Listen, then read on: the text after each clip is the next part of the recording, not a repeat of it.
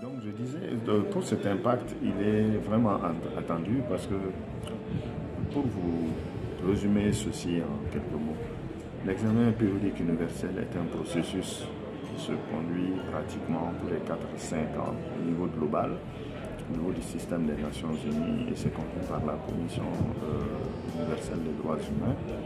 Et des recommandations sont faites aux États par leurs pairs.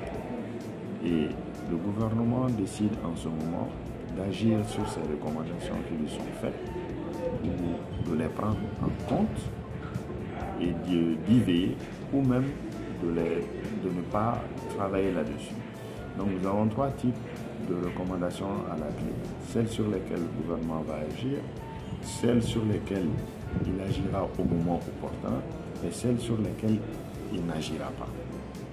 Et donc nous, dans ce processus, la société civile va voir qu'est-ce que le gouvernement, quelles ont été les recommandations faites au gouvernement et sur lesquelles il a décidé d'agir, pour maintenant voir qu'est-ce qui a été réellement fait. Donc c'est un rapport alternatif parce que le gouvernement, lui, va présenter son rapport. Et ce rapport vient en complément de celui présenté par le gouvernement, qui s'inscrit dans le rôle de veille de la société civile. Et c'est là où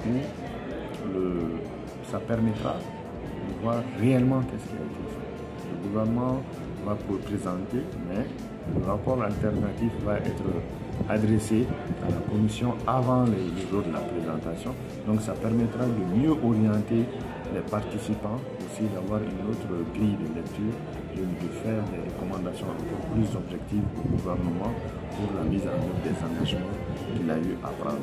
Donc c'est un processus constructif en réalité. Ce n'est pas pour critiquer, c'est pour accompagner et aider le gouvernement à mieux atteindre ses objectifs par rapport aux engagements qu'il a eu à prendre. Donc l'impact, nous en sommes sûrs, ne sera que productif. Et si vous voyez que nous sommes là aujourd'hui, c'est parce que il y a quelques années, le gouvernement a présenté un rapport et a eu à recevoir des recommandations d'autres gouvernements. Et c'est pourquoi nous sommes là aujourd'hui pour voir. Des actions ont été menées, nous le savons. Et le rapport alternatif est basé sur cela. Donc on a déjà eu un impact. Il y aura bien entendu d'autres impacts par la suite et que nous allons pouvoir mesurer. Et ce sera un cycle continu.